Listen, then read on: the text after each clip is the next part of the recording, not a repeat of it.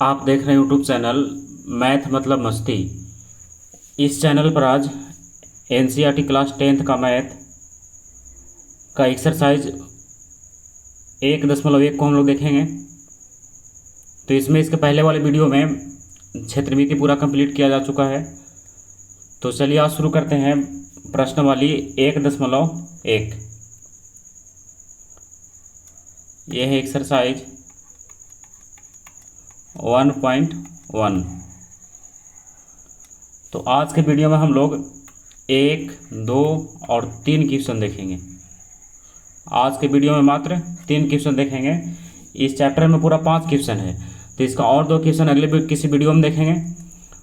और आज के वीडियो में केवल 1, 2 और 3 क्वेश्चन देखेंगे। तो इस चैप्टर को पढ़ने के पहले थोड़ा सा इसमें कॉन्सेप्ट है, उसको हम लोग पढ़ने के बाद ही आगे बढ़ेंगे।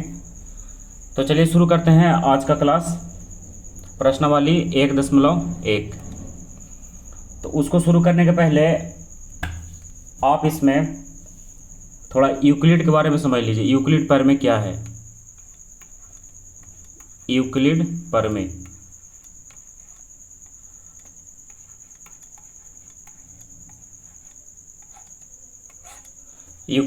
देखिए, यूक्लिड प्रमेय में क्या है, आप एक फार्मूला पढ़े होंगे, भाज्य बराबर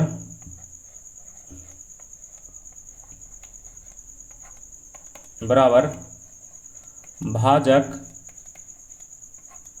गुना भागफल और प्लस शेष। ये क्या है? ये एक सूत्र है कि भाज्य बराबर भाजक गुना भागफल प्लस शेष। इसी का संकेत होता है px बराबर gx गुना qx और प्लस rx। ये क्या है? इसी का संकेत है px बराबर gx गुने qx प्लस rx, यानी भाज्य बराबर भाजक गुने भागफल प्लस शेषफल। और यही चीज़ यूक्लिड द्वारा बताया गया। तो यूक्लिड द्वारा जो बताया गया उसको हम लोग ऐसे समझते हैं, यानी इसका संकेत ऐसे होता है। देखिए, इसका संकेत कहिए या फिर इसका सूत्र कहिए, a बराबर bq और प्लस r। देखिए, यही है यूक्लिड विभाजन प्रमेय, यानी यूक्लिड के प्रमेय के अनुसार क्या है? a बराबर bq प्लस r, वही है भाज्य बराबर भाजक गुने भागफल प्लस शेषफल। अब इसमें भाज्य किसको कहते हैं, भाजक किसको कहते हैं, थोड़ा सा इसको समझ लेते हैं। जैसे मान लीजिए कोई संख्या है 13 और इसको आप भाग देते हैं 3 से। देखिए, तो कितना बार मिलाएगा? ये 4 बार मिलाएगा। 3 चौका 12 और कितना बचेगा? 1। तो आप देखिए इसमें कहाँ क्या क्या है। ये 3 जो है इसी को बोलते हैं, सबसे पहले तो भाज्य। देखिए, तो भाज्य जो बीच का अंक है 13, इसको बोलते हैं भाज्य। और ये क्या है? ये है भागफल। ये क्या है? भागफल। और ये क्या है? 3 इसका, ये है भाजक। और ये जो नीचे बचा है ये क्या है? ये है इसका शेष। तो यही हो गया भाज्य बराबर भाजक गुने भागफल प्लस शेष। इसको अगर हम लोग फार्मूला के रूप में लिखें तो फिर से ये देखिए कैसे होगा। पहले भाज्य बराबर, तो भाज्य कितना है? 13, तो 13 बराबर भाजक कितना हो गया? 3 और गुना भागफल कितना हो गया? 4 और प्लस शेषफल कितना है? 1। तो इधर से अगर इसको बराबर कीजिएगा तो ये तो 13 है ही, तो 4 3 12 और प्लस 1 यानी 13। तो क्या ये दोनों फिर से बराबर हो रहा है? देखिए, 13 बराबर 13, यानी यही क्या है? यूक्लिड का प्रमेय है। a बराबर bq प्लस r, या भाज्य बराबर भाजक गुने भागफल प्लस शेषफल, या px बराबर gx गुने qx प्लस rx। सभी का अर्थ इसमें यही है। तो चलिए अब शुरू करते हैं क्वेश्चन नंबर 1 से। तो देखिए, क्वेश्चन नंबर 1 में है कि निम्नलिखित संख्याओं का HCF ज्ञात करने के लिए यूक्लिड विभाजन एल्गोरिथम का प्रयोग कीजिए। मतलब यूक्लिड विभाजन प्रमेय का प्रयोग करके अब इसका क्या करना है? HCF निकालना है। तो क्वेश्चन नंबर 1 में 3 प्रश्न दिया हुआ है, इसमें एक ही साथ 3 प्रश्न दिया है। तो निकालना है यहाँ क्या, निकालना है इसका HCF, लेकिन विधि कौन सा लगाना है, यूक्लिड विभाजन विधि, यानी यूक्लिड विधि, यूक्लिड का प्रमेय जो है उसके सहायता से निकालना है। तो देखिए इसके लिए हम लोग क्या करेंगे, तो पहला क्वेश्चन को हम पहले लिख लेते हैं यहाँ 135 और 225, तो इसका क्या निकालना है, HCF।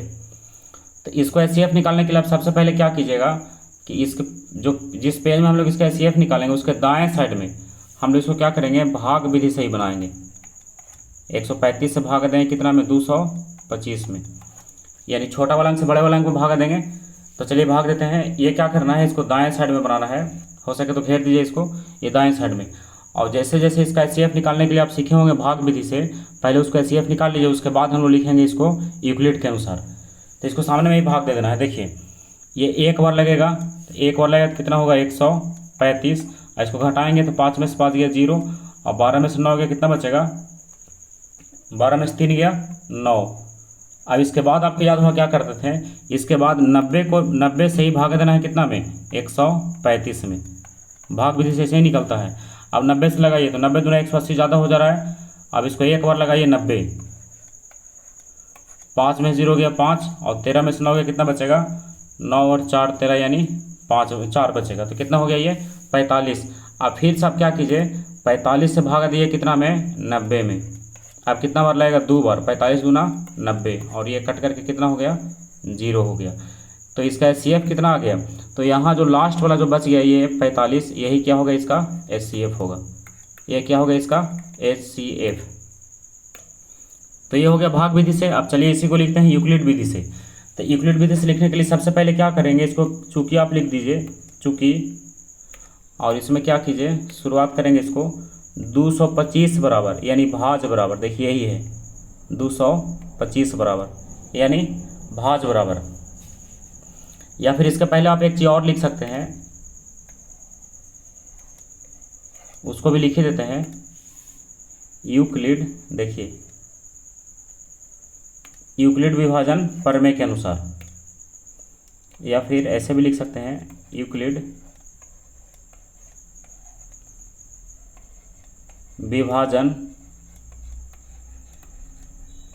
एल्गोरिथम, यानी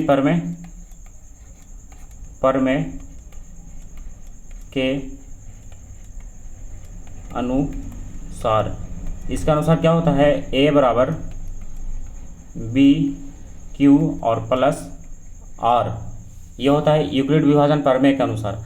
अब यहाँ से शुरू करेंगे, चूँकि 225 बराबर, यानी भाज बराबर। तो इसको आप देखिए 225 यही इसका भाज था, देखिए यहाँ, तो भाज बराबर भाजक गुना भागफल और प्लस शेषफल। तो इसमें क्या किए थे हम लोग, 135 से भाग लगाए थे, कितना बार भाग लगा था, एक बार, और शेष कितना बचा था इसका 90। तो यही हो गया 225 बराबर 135 गुना 1 और प्लस 90। देखिए यहाँ 135 गुना 1 और प्लस 90, तो क्या हो गया इसका भाज बराबर भाजक गुना भागफल प्लस शेषफल।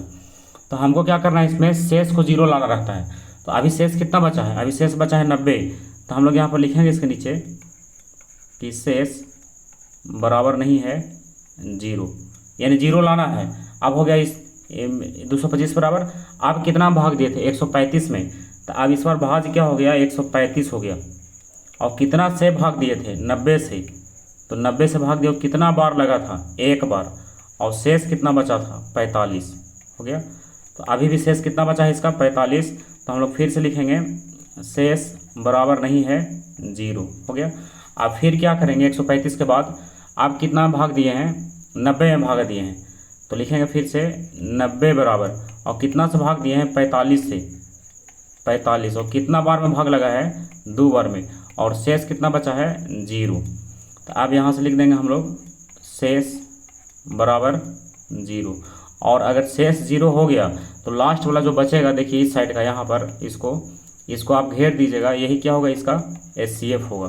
HCF बराबर 45 आंसर।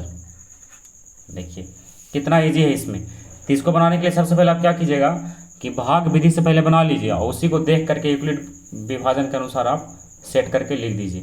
तो ये हो गया क्वेश्चन नंबर पहला का पहला। आप चलते हैं क्वेश्चन नंबर पहला का दूसरा की तरफ। तो क्वेश्चन 196 है और 38,220 है। 196 और 38,220। तो देखिए इसका दूसरा है 196 और 38,220 हो गया। अब फिर से क्या करेंगे हम लोग, इसको पहले भाग देंगे।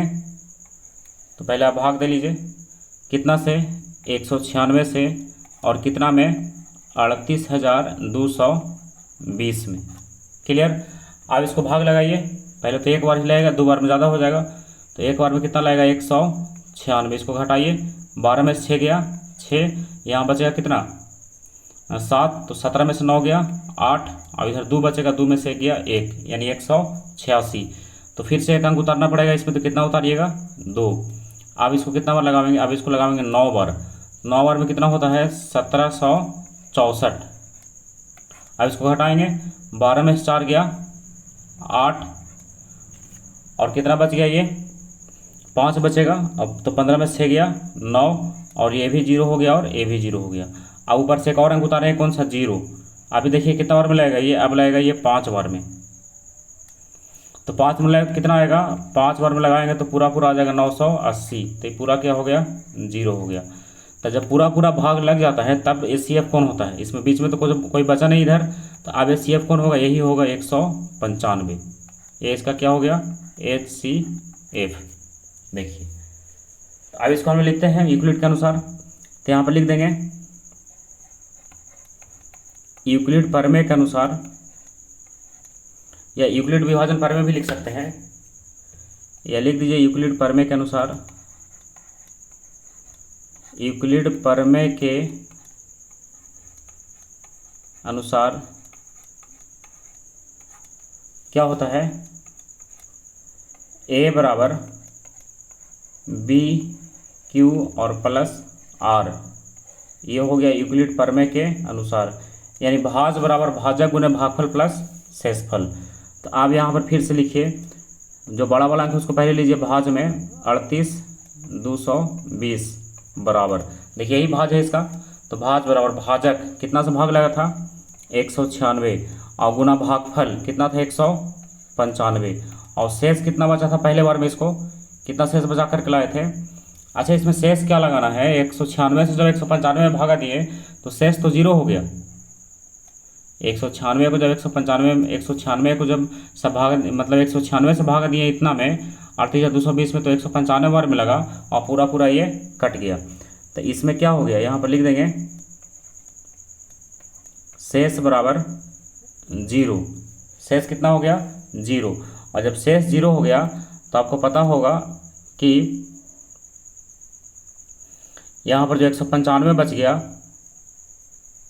यही इसका क्या होगा HCF होगा। तो इसलिए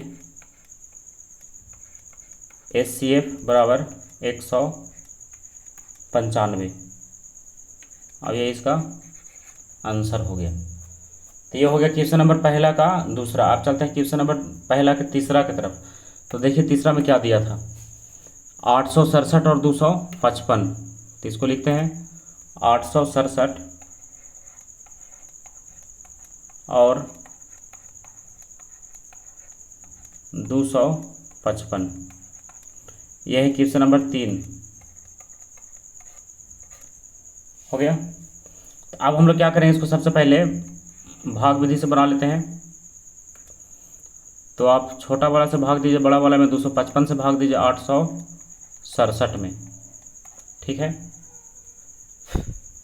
तो अब इसको डिवाइड कीजिए, कितना बार में लगेगा 3 बार में लग जाएगा। ये 3 बार में कितना आएगा 765। अब इसको घटाइए, 7 में से 5 गया 2, 6 में से 6 गया 0, 8 में 7 गया 1, कितना आ गया 102।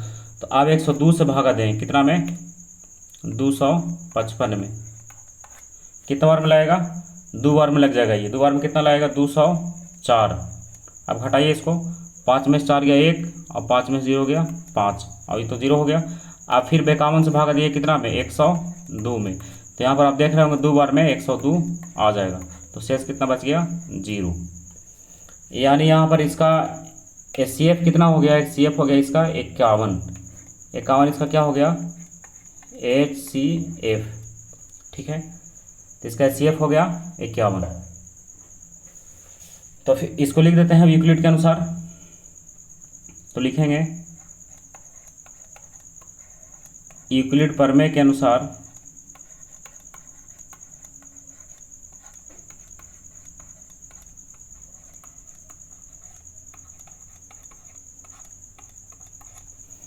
A बराबर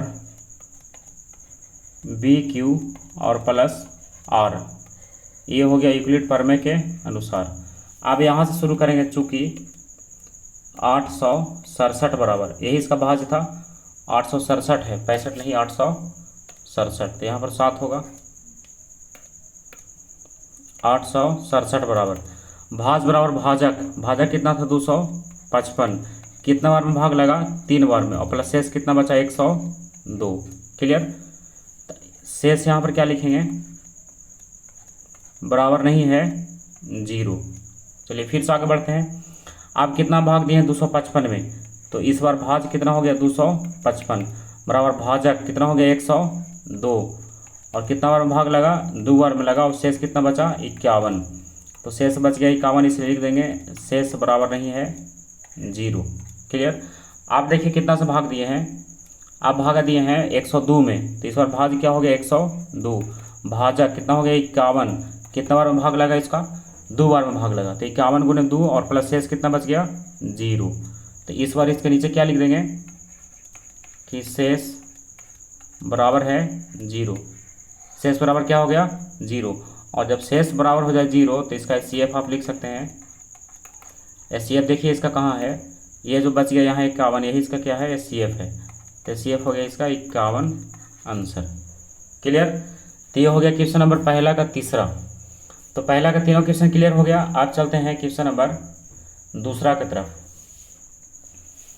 और क्वेश्चन नंबर दूसरा की तरफ चलने से पहले हम आपके लिए एक HW में दे देते हैं, जिसको आप खुद से बना करके देखिएगा। HCF ही निकालना है 420, और इसको आप बना करके देखिएगा खुद से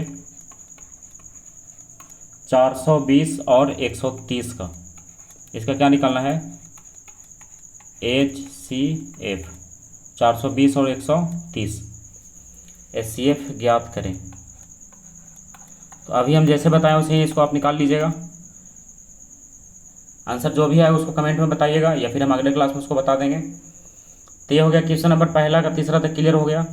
आप चलते हैं क्वेश्चन नंबर दूसरा की तरफ।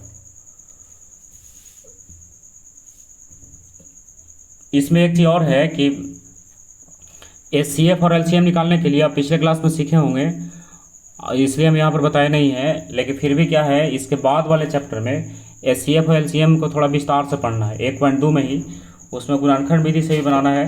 तो हम लोग क्या करेंगे कि LCM को क्या कहते हैं, और फिर से यानी उसको कितने विधि से बना सकते हैं, या उसको कैसे कैसे निकालते हैं, उसके बारे में फिर से अगले क्लास में भी हम लोग यानी अगले चैप्टर में भी देख लेंगे। तो यहाँ पर हम लोग क्या किए हैं, केवल HCF का चर्चा किए हैं, और भी HCF के बारे में हम कुछ बताए नहीं हैं। आप जो भाग विधि से जानते थे उसी के हिसाब से यानी उसी के आधार पर हम लिख दिए हैं, किसके अनुसार, यूक्लिड के अनुसार, यानी भाग विधि से ही यूक्लिड में बदल दिए हैं बस, और उसमें कुछ नया नहीं किए हैं। तो इसमें गुणनखंड से कैसे बनेगा या और किस विधि से हम बना सकते हैं, HCF भी और LCM भी, उसको देखेंगे अगले चैप्टर में। तो HCF के लिए उतना ही काफ़ी था, 3 क्वेश्चन इस बुक में दिया हुआ था, 1 क्वेश्चन हम दे दिए, 4 क्वेश्चन हो गया।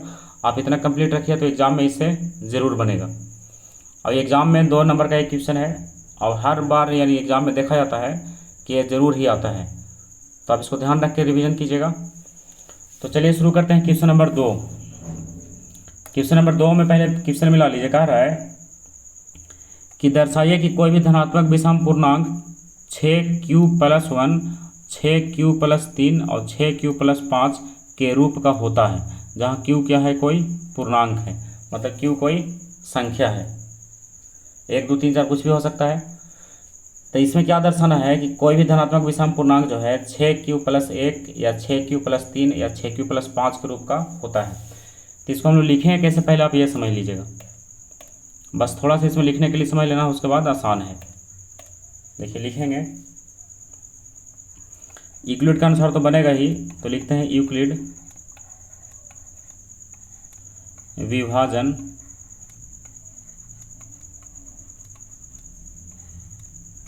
प्रमेय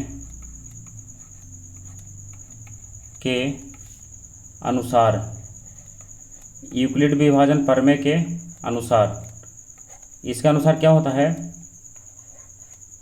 a बराबर बी क्यू और प्लस आर, ये किसका अनुसार होता है, यूक्लिड के अनुसार, a बराबर B Q plus are.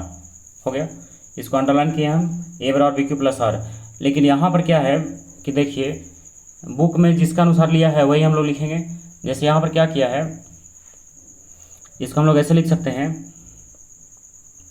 a बराबर यानी भाज बराबर, ये भाज है, भाजक यानी b क्या है, यहाँ पर भाजक के साथ गुना हो रहा है q, भाज बराबर भाजक गुने भागफल यानी b गुने q प्लस शेषफल। तो यहाँ पर b के स्थान पर अगर देखा जाए तो b के स्थान पर क्या है, 6 है। देखिए सारे क्वेश्चन में b के स्थान पर क्या है, 6 है। देखिए ये वाला पॉइंट में भी 6 दिख रहा है, यहाँ भी 6 दिख रहा है, यहाँ भी 6 दिख रहा है। तो यानी b के स्थान पर क्या होगा, 6 होगा। और q का स्थान पर क्या है, q का स्थान पर q ही लिखा हुआ है। तो ये हो गया 6q और प्लस r को r रहने दीजिए, r को क्या करेंगे हम लोग, r ही रहने देंगे।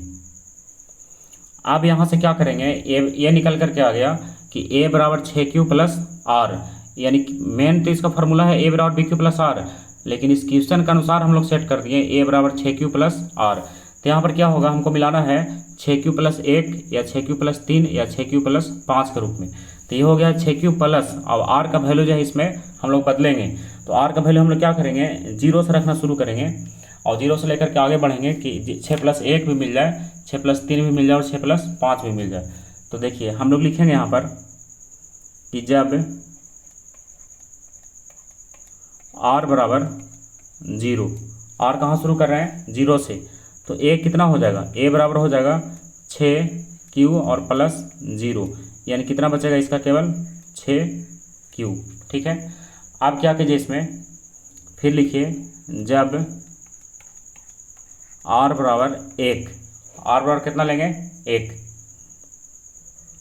या फिर इसमें ऐसा भी किया जा सकता है कि आप इसको 5 बार निकाल लीजिए। जैसे r का 0 रखे हैं, फिर 1 रखेंगे, फिर 2 रखेंगे, फिर 3 रखेंगे, फिर 4 रखेंगे, फिर 5 रखेंगे। तो थोड़ा सा वीडियो लंबा होगा और क्वेश्चन भी लंबा होगा इसका सॉल्यूशन। तो हम लोग इससे बचने के लिए क्या कर सकते हैं, केवल विषम संख्या को ही रख सकते हैं, क्योंकि क्वेश्चन में क्या कह रहा था, देखिए यहाँ पर मिला रहा है ना इसमें कि दर्शाइए कि कोई भी धनात्मक विषम पूर्णांक, देखिए कौन सा पूर्णांक, विषम पूर्णांक। तो आप यहाँ पर क्या कर सकते हैं, सारे को ना लेकर के केवल विषम को भी रख सकते हैं, जिससे इसका सोल्यूशन भी छोटा होगा। तो हम ही क्या करते हैं, केवल विषम को ही रख देते हैं। ऐसे ऐसे ही बना सकते हैं आप, और विषम को दिखा दीजिए कि इसके रूप में आ रहा है। लेकिन क्या कीजिए, इसको छोटा कर दीजिए। अभी r बराबर कितना लेते हैं, विषम संख्या कहाँ शुरू होगा, 1 से। r बराबर कितना लेंगे, 1। तो a कितना निकलेगा, a निकलेगा 6q और प्लस 1। ठीक है, और फिर लिखेंगे जब r बराबर 2 नहीं रखेंगे, 2 तो सम संख्या है, 1 के बाद किसको लेंगे, 3 को। तो फिर से होगा a बराबर, तो ये क्या हो जाएगा 6q प्लस 3 हो गया। और फिर लिखेंगे जब, इस बार r का वैल्यू कितना लेंगे, इस बार लेंगे 5, काहे कि 3 के बाद 4 क्या होता है, 4 तो सम संख्या होता है। तो r बराबर 5, तो a बराबर कितना हो जाएगा 6q और प्लस 5। तो देखिए क्वेश्चन में क्या कह रहा था कि कोई भी धनात्मक विषम पूर्णांक अगर लिया जाए तो वह 6q प्लस 1, 6q प्लस 3 और 6q प्लस 5 के रूप का होता है। तो क्या ऐसा हो रहा है, देखिए तो r का वैल्यू हम क्या ले रहे हैं, यहाँ पर विषम ले रहे हैं। तो एक विषम लिए हैं, जैसे 1 लिए, 1 के बाद 3 लिया और 3 के बाद 5 लिए, तो लगातार है ही 1 3 5। तो 1 लिए तो कितना आ गया, 6q प्लस 1। ठीक है, 1 लेने के बाद कितना आ गया, 6q प्लस 1, और 3 लेने के बाद कितना आ गया, 6q प्लस 3, और 5 लेने के बाद कितना आ गया, 6q प्लस 5। देखिए तो क्या इसी रूप में सिद्ध करना था। देखिए यहाँ पर यही तो लाना था, 6q plus 1, 6q plus 3, 6q plus 5 के रूप का होता है। तो 6q प्लस 1 प्लस 3 और प्लस 5 यानी मिल रहा है क्वेश्चन के अनुसार। तो अब हम लोग क्या करेंगे, केवल इसको लिख देंगे कि हाँ इस रूप में होता है। देखिए तो लिख दीजिए इसको, इसलिए धनात्मक विषम पूर्णांक देखिए धनात्मक विषम पूर्णांक 6q+1 एक हो गया ये, 6q+3 एक हो गया ये, या 6q+5 के रूप का होता है। हो गया कि धनात्मक विषम पूर्णांक जो है 6q+1, 6q+3 या 6q+5 के रूप का होता है। क्लियर? ये हो गया क्वेश्चन नंबर 2। तो ये प्रूव्ड हो गया, यानी ये साबित हो गया, सिद्ध हो गया जो कहिए। तो इसमें निकल गया यूक्लिड विभाजन प्रमेय के अनुसार लिख करके हम लोग 6q+r ले लिए, r का वैल्यू अलग अलग रख दिए, उसके बाद सारा वैल्यू इसमें निकल गया। तो ये हो गया क्वेश्चन नंबर 3। अब चलते हैं क्वेश्चन नंबर 4 की तरफ। देखिए क्वेश्चन नंबर 4 जो है इसका बहुत ईजी है। क्वेश्चन देखने में बड़ा लग रहा है और एग्जाम में भी कई बार आया है। कह रहा है क्वेश्चन नंबर 3 में कि किसी परेड में 616 सदस्यों वाली एक सेना की टुकड़ी को 32 सदस्यों वाली एक आर्मी बैंड के पीछे मार्च करना है। दोनों समूहों को समान संख्या वाले स्तंभों में मार्च करना है, तो उन स्तंभों की अधिकतम संख्या क्या है जिसमें वे मार्च कर सकते हैं। यानी हमको क्या निकालना है, स्तंभों की अधिकतम संख्या निकालना है जिसमें क्या कर सकते हैं, वो मार्च कर सकते हैं, मतलब चल सकते हैं। तो आप ध्यान रखिएगा इस प्रकार के क्वेश्चन में क्या करते हैं हम लोग, ये समान संख्या इसका होना चाहिए। जैसे मान लीजिए इस टाइप का है तो ऐसे इस टाइप से लोग मार्च करेगा। जैसे ये हो गया एक, फिर ऐसे और फिर ऐसे, इस टाइप से मार्च करेगा। देखिए यहाँ अगर इसको लगा दिया जाए,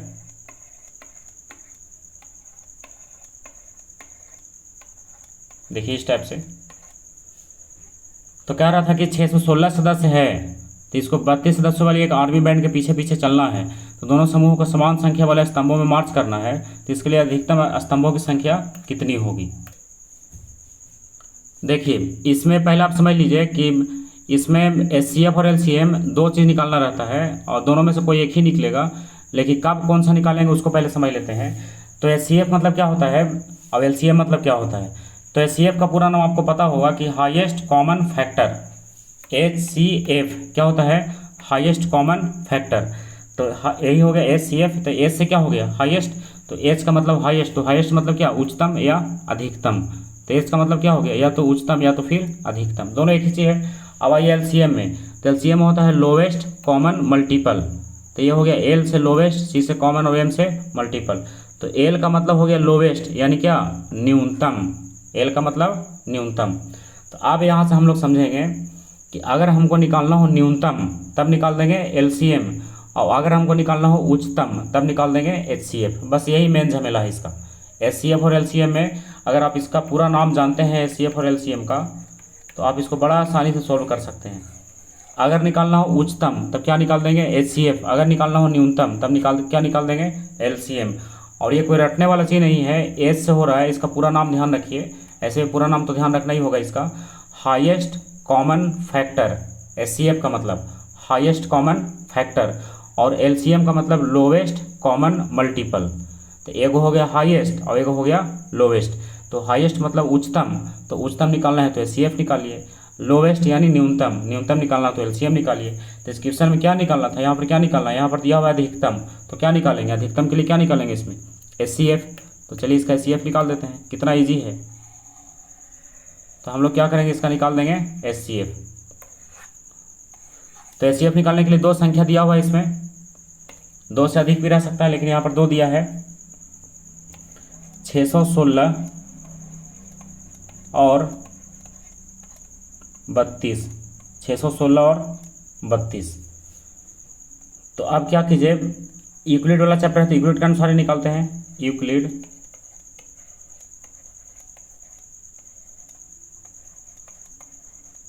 यूक्लिड प्रमेय के अनुसार